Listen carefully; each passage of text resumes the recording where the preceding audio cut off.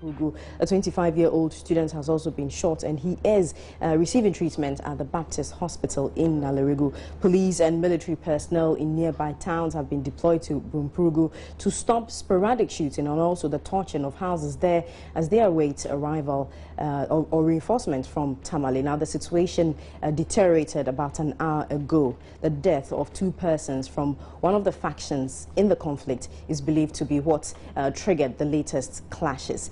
Let's get on the phone lines and speak to the police, but we understand the Northern Regional Security Council is in a meeting, and we have, thankfully, ASP Ebenezer Tete, who is Northern Region Police PRO, on the telephone.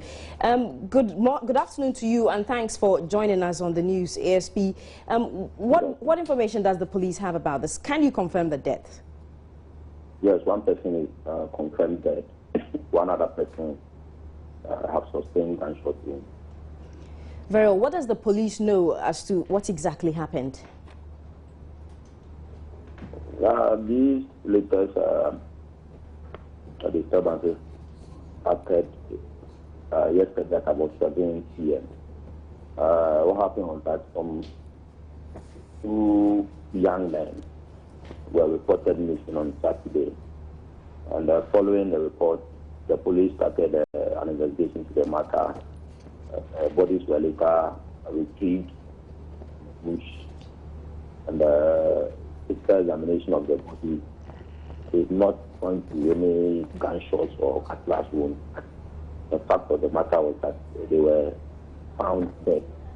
So the bodies were later brought to Tamale for preservation.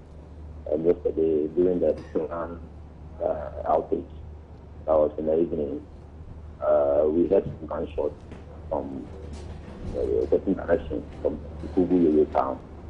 So following that, some people ran to the police station and sought refuge at the police station. They were at the police station for almost the whole night. They moved into their respective houses. Unfortunately, the shooting, started all over again.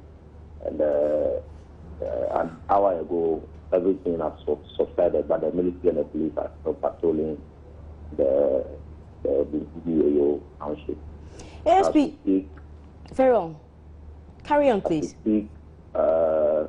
Some houses have been burnt. At the last count, we have about 20 still counting.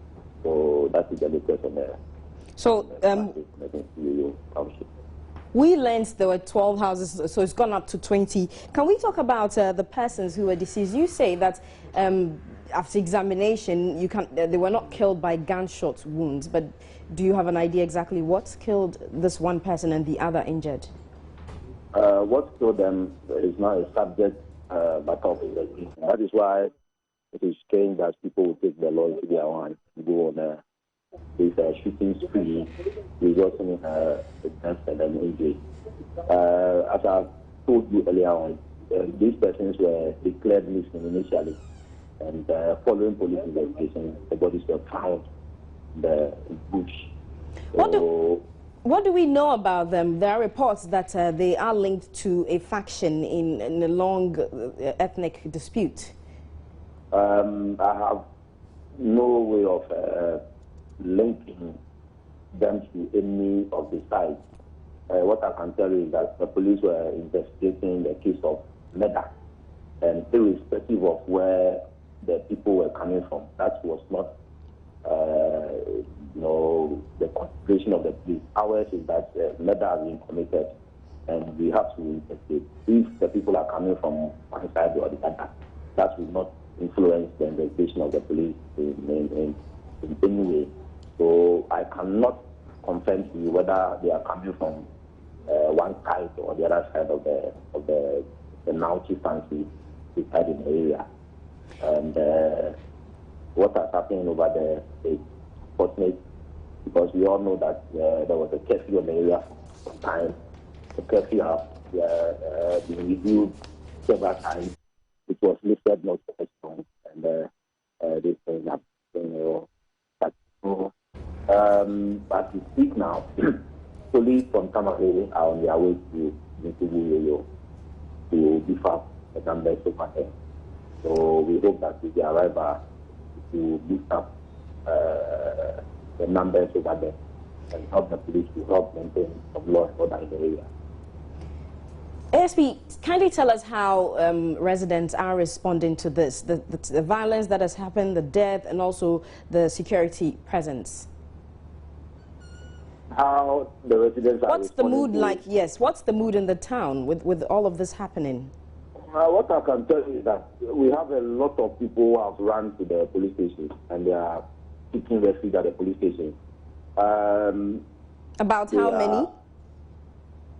I cannot give you the exact number, but the last time before coming on air, I spoke to the men on the ground, and they are providing protection for people who have come to the police station to seek refuge at the police station, and that they are doing without any fear of fear, because the gunshots, are heading towards a certain direction, and people are afraid that they are being targeted, so they have run to where they think they can be, protected, or where, their lives will be, protected. So do I take it there are still gunshots as we speak? As we speak now that I'm speaking to you on radio, the situation has died down. The gunshots were heard from about 1 hour ago, but before coming on there, I was in touch with the men on the ground. Very well. And the gunshots, the sporadic gunshots on the ground have now subsided. Very well. ASP, quickly tell us what you're doing. What are you doing for these persons who are seeking refuge at the police station, as you tell us? The police and the military are doing everything possible to ensure that they are protected. We will not countenance any of those things. And if anybody dares come to the police station. Okay. Looks like the line has dropped. Well, we've been speaking to ASP Ebenezer Tete, PRO of the Northern Regional Police. Apologies, the line dropped, and apologies for the inconvenience there. But Interior Minister Mark Woyongo has also been commenting on the latest clashes in the Northern region. He spoke to Kofi Mensah, my colleague. Let's hear him. The incident happened during a power outage. Going forward, would the ministry consider that ECG doesn't give such flashpoints, these power outages? Well, we don't know the challenges of the ECG in that particular area, so we cannot speak. I cannot speak for the ECG. But what we need to do is maybe make a special appeal to the ECG to ensure that those places, do not suffer these blackouts. And you also know that such places are noted for this violence. Going forward, what would the ministry do to address these challenges? What we can do is to continue to appeal, because the Bunkrugu thing and most of the cases in the north are chieftaincy related. So what we would do is to continue to appeal to the regional houses of chiefs to expeditiously resolve those chieftaincy issues. Once we are able to resolve the chieftaincy issues, we will get permanent peace in that part of the country. Well, we stay with the Minister of Interior, Mark Woyongo, because he has directed the Inspector General of Police to set up a task force to review the operations of private security organizations. The Minister of Interior gave the directive at a workshop to educate private security organizations at the Ghana Police headquarters. A task force will also soon be set up to ensure that all security companies operate within the law. Let me caution that security companies that do not operate within the law may have or stand the risk of having their licenses withdrawn by the ministry. It is because of these observations that we are gathered here today to create awareness about the regulations governing your activities, as well as to inform you about the readiness of the Ministry of the Interior and Ghana Police Service to enforce these regulations. The implementation of the regulations will, among other things, ensure the following: differentiate and identify clearly PSO guards from the mainstream state security officers. Set standards for the caliber of individuals employed by the PSOs, thereby ensuring professionalism. Monitor closely the activities of PSOs to eliminate criminals among PSOs who hide behind uniforms that share close resemblance to that of the state security officers to commit crime. Ladies and gentlemen, at the end of the program, these are my expectations: that all private security companies or organizations will stick strictly to their approved uniforms, that all of us would be familiar with the legal framework governing our operations, that all PSOs will review their employment processes to weed out the bad nuts. You're watching Joy News today with me, Francisca Kakrafos, and our top story: one person dead and 20 homes burned in the town of Bumprugu in the northern region following violent clashes. And you heard the minister, the interior minister, speak on that. We also spoke to the police. Right now, joining us on the telephone line is our correspondent, Hashmeen Mohammed. Hashmeen, good afternoon to you. Take us to the town, Bumprugu, a day after one person was killed in violent clashes. Well, just a few hours again, there were reprisal attacks in that particular community, and the security there quickly made an appeal to security vessels at the Banduri to be deployed to that area. Now, the rival factions have overwhelmed the security, so the security are finding it extremely difficult to bring the situation under control, because this community A will be fighting if the security moves there within the next minute. They are having another community fighting again. So the whole community has been very quiet, schools have been closed down, and nothing is just functioning there at the moment. How are residents responding to or reacting to all of this? When we spoke to the police, they told us that some of them had been trooping to the police station seeking refuge. Well, they have been appealing for reinforcement of security there, especially the military, because they are saying that the factions who are fighting in this particular conflict have overwhelmed the security, and then there is the need for an improvement in the security so that they can be able to bring the situation under control. If you know Bumprugu very, very well, it is a mountainous area, and then people can hide in the mountain and then do whatever they like, and then the roads there are also very, very bad. It is going to, if there's going to be a deployment from Tamari to the area, it is going to take more than 4 hours for the security to travel, if they are going to travel by road, because the roads very, very bad. Very well, before they Hashmeen, can be able to get to their place. Hashmeen, tell us how people feel about all of what is happening. We understand many of them are afraid. How are they feeling? They have been indoors, and then some of them are saying that to be able to come out to even get food to eat is even a problem at the moment. They have been making this appeal to the security and authorities that they have been getting signals that there will be reprisal attacks in that particular area, but the security did not do enough in terms of improving on the situation, and that has led to the incident that they have welcomed this morning, especially the incident that led to the death of these two gentlemen on Friday. Okay, that's Hashmeen Mohammed reporting from the northern region, and he's talking about our top story for today, where one person has been killed and 20 homes burnt in Bumprugu following violent clashes believed to be related to chieftaincy disputes. I'm Francisca Kakrafos. We'll take a quick break. We'll be back with more stories. Don't go away.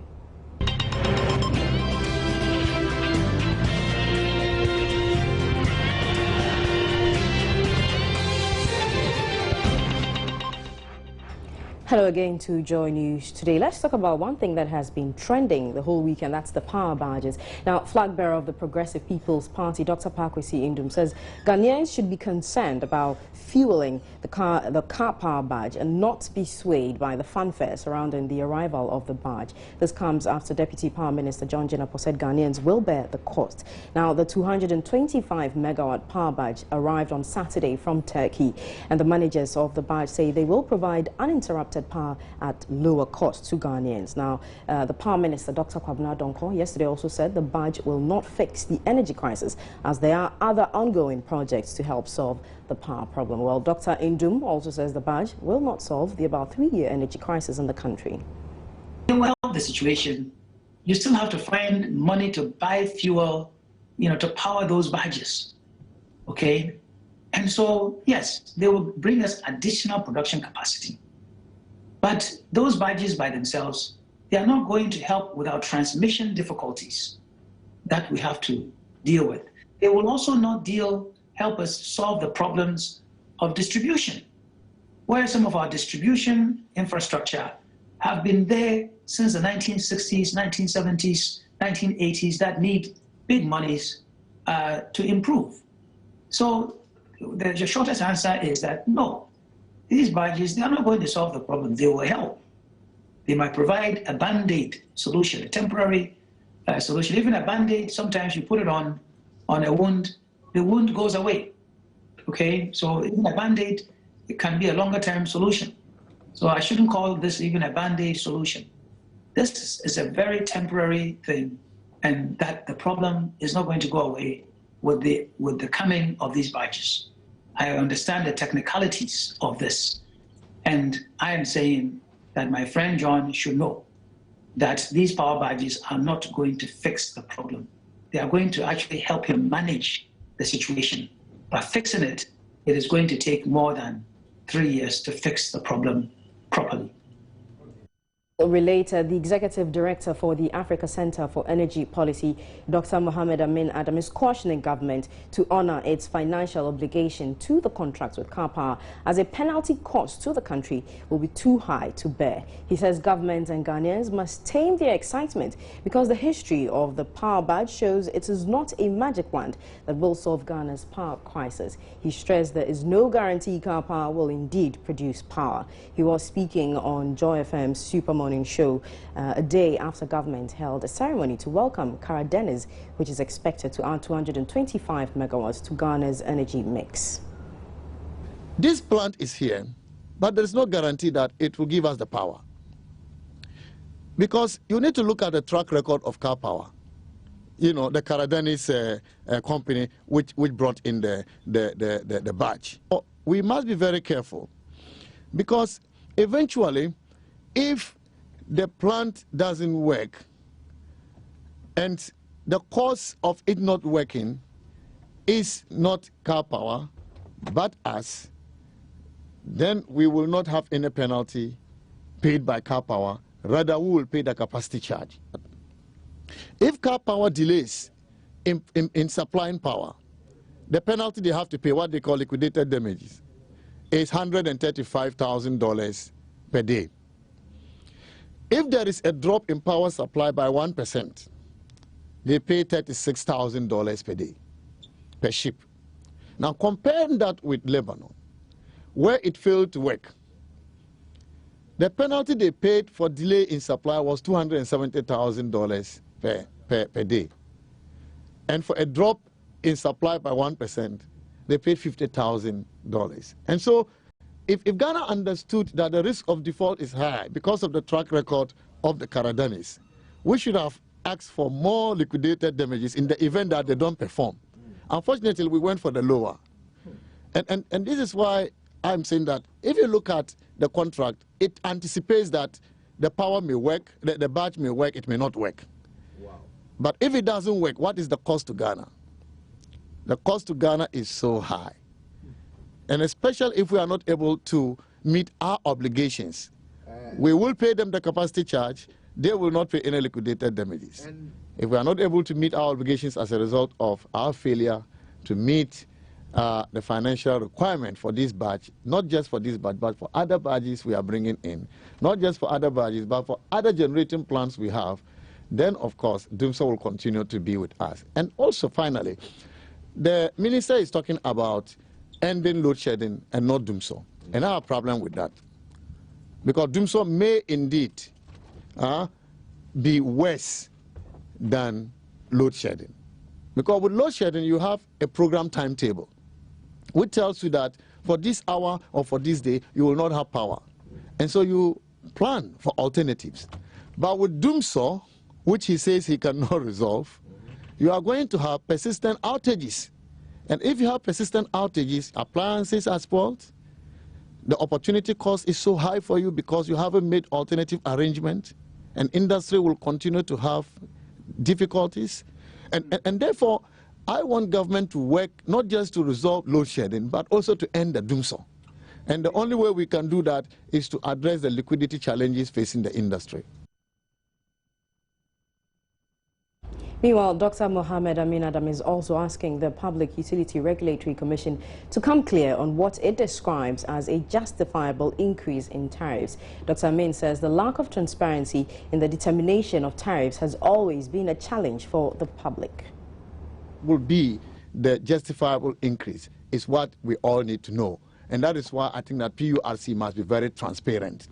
The 225 car power ship, if you put that within the generation mix of around 1,800 that we are doing, and that it will come to complement, its proportion should be around 12%. And so definitely if it comes on, the bulk generation tariff will increase. But the proportion of the increase is what we have to work out. And so PURC needs to be very, very transparent. And so I've heard many people say that Ghanaians have to pay for this, tariffs have to go up. I mean, there's no doubt about that. But you see, the tariff politics must be understood in Ghana. In the event that Akosombo water levels increase next year, we expect the hydro component within the generation mix to go up again, which means that the bulk generation tariff will come down. But when that happens, PURC doesn't give consumers the benefit of this. And this is why many people have problems with tariff adjustment. Therefore, we know that there are certain factors that affect tariffs, including the generation mix. And so anytime the proportion change, why don't you give consumers the benefit of benefiting from the tariffs? But because PURC often is not transparent in the tariff determination, many people are skeptical anytime adjustments are to be made. Away from that, the 2016 presidential candidate of the New Patriotic Party, Nana Akufo-Addo, has urged members of the party not to be disheartened by reports that the party will go into the election with a divided front. Nana Akufo-Addo said the party is aware that some of its members might have been paid by the National Democratic Congress or NDC government to cause confusion among them to see their defeat at the polls next year. He says the NDC is frightened because electorates know about their massive corruption and incompetence. The NDC, he claims, is using elements within the NPP to sabotage them. Nanado says the paid infiltrators will be removed. He was addressing party supporters in the UK during a fundraising dinner dance on Saturday.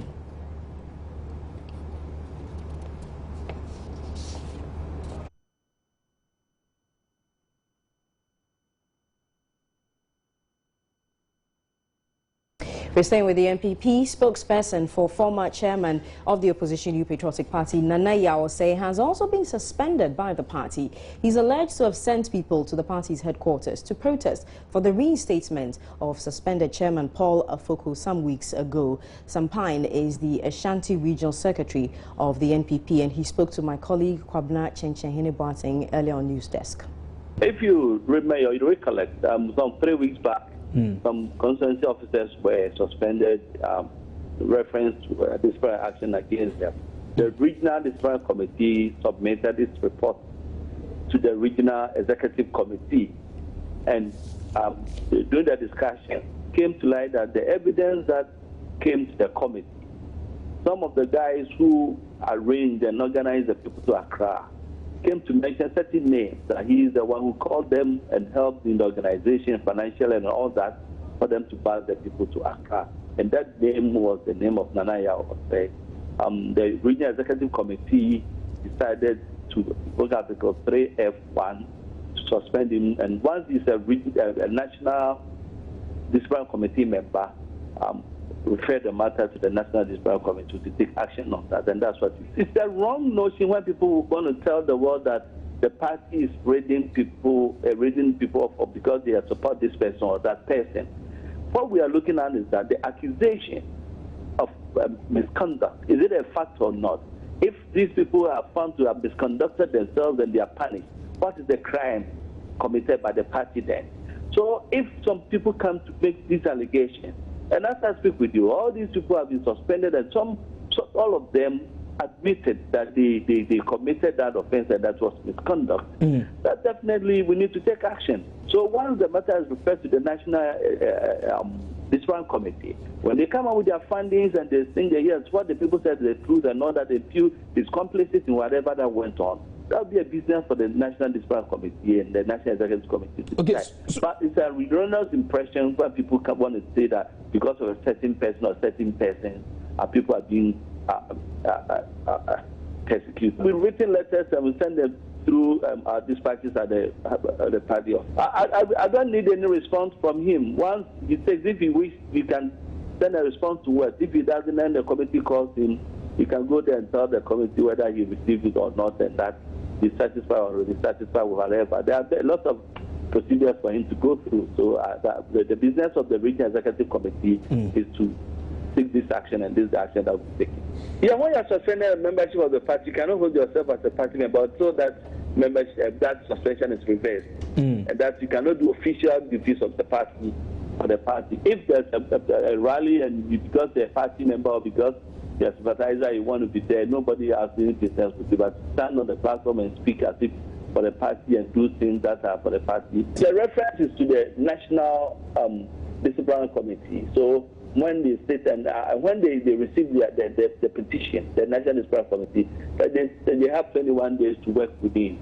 And when they finish with their work, NEC also has about 14 days to work within. So within this time, until the outcome and the recommendations and the decision of the appropriate committee, the person will be on suspend.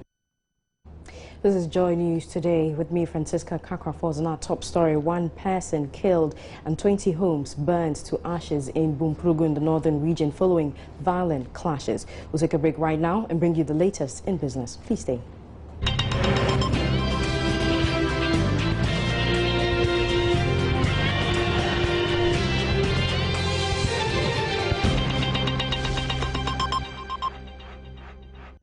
Wake up and smile. See the refreshing smiles of a fresh couple with the knowledge that their honeymoon trip is fully insured. So you could hold me. And the gracious smiles of the ever undisturbed homeowners. In the face, Lord, you are the refuge. And that fulfilled smile from the contractor, having his contract solidly insured.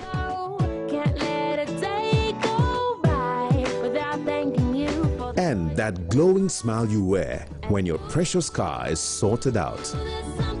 Star Assurance, creating smiles since 1985. Let go, let's celebrate 30 years of solid partnership. Star Assurance, your solid partner.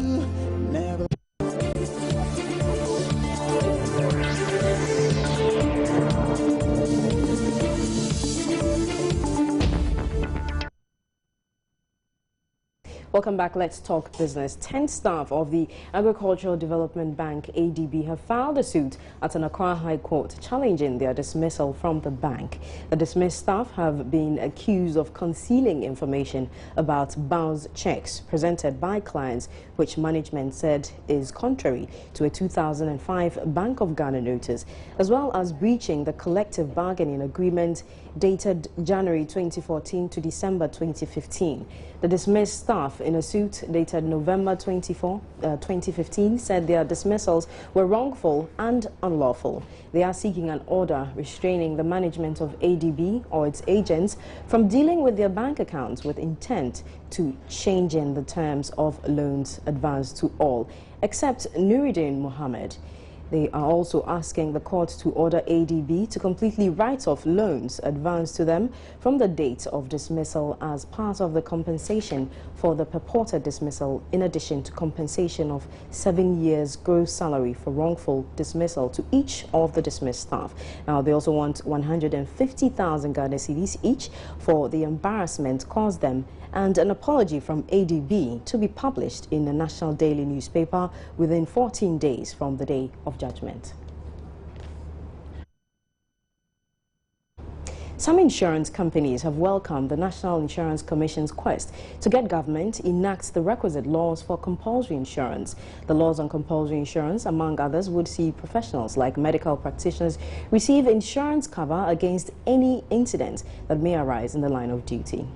Insurance drives on numbers, so the more people we have on the insurance, the lesser the cost and the premiums that each individual will pay. So if it's a compulsory insurance and everybody's on cover, then it means everybody is going to enjoy lesser premiums and get the service that they require. And when you look at the developed world, the Americas, the UK, it's been built on insurance because it's in volumes. Head of Corporate Affairs and Marketing of Glyco Group has assured clients of continuous prompt payments of premiums to them. She attributed prompt payment to the success of Glyco Healthcare in the 10 years it has been in existence. Speaking to Joy Business at the 10th anniversary celebrations, she indicated plans by Glyco Healthcare to provide improved and better services to its customers. People actually, you have your competitors, as I say, we can provide you better. There's price on the carton. There's people doing all sorts of things to ensure that, at the end of the day, we have better value. But what we've stuck to our guns as Glyco Healthcare is to ensure that we pay our claims promptly. That we don't joke with it, and our service providers will attest to it. We make sure that we charge the right premium so that at the end of the day we can give you the beneficial and value for your health service that you require. Glyco also launched a Glyco Healthcare app as part of the celebrations. The app is to make the health insurance easily accessible to all. Government says it will soon pass the Securities Industry Bill, which is currently before Parliament. The bill, when passed, will link farmers to the capital market to help provide easy access to financing. Deputy Minister of Finance Mona Korte, who announced this at the 2015 edition of the Ghana Investment Awards, assured a passage of the bill will pave way for the development of a commodities exchange in Ghana. This year's edition of the Ghana Investment Awards assessed the top performers out of the 19 brokerage firms and 78 investment advisor firms duly licensed by Securities and Exchange Commission, as well as all listed equities on the Ghana Stock Exchange. Gold Coast Securities was adjudged Fund Manager of the Year. Broker Dealer of the Year went to Data Brokerage Limited.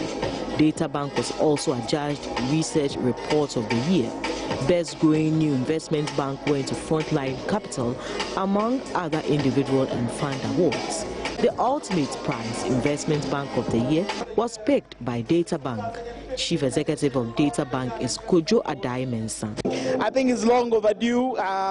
We have been the pace setters in the investment banking industry. We have shown the way for Ghana and the way to go in the capital markets. I think we deserve this award. I'm proud to be associated with it, but I don't take it, like I said, I'm not taking it as a personal award. I'm not taking it as a Data Bank award. I'm taking it as an industry award. I think it's important that Ghanaians come to understand that there's the commercial banking and there's investment banking, and the investment banking is actually the main catalyst to economic development.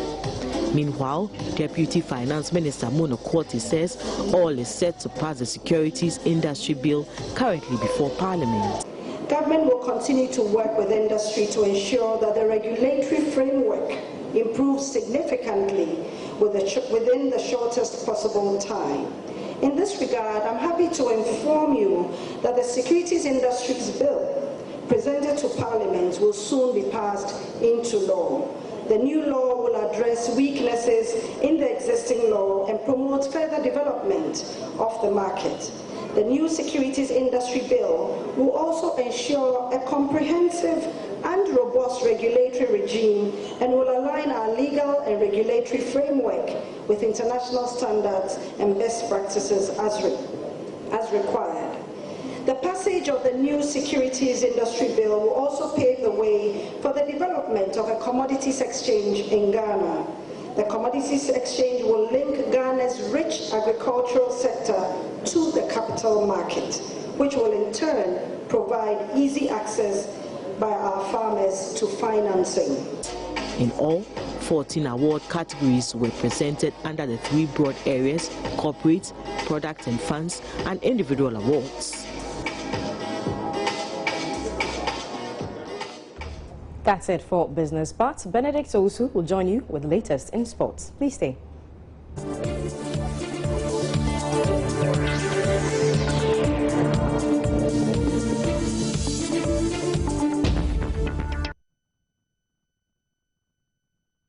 That's how we draw the curtains today. You can go to myjoyonline.com for more news.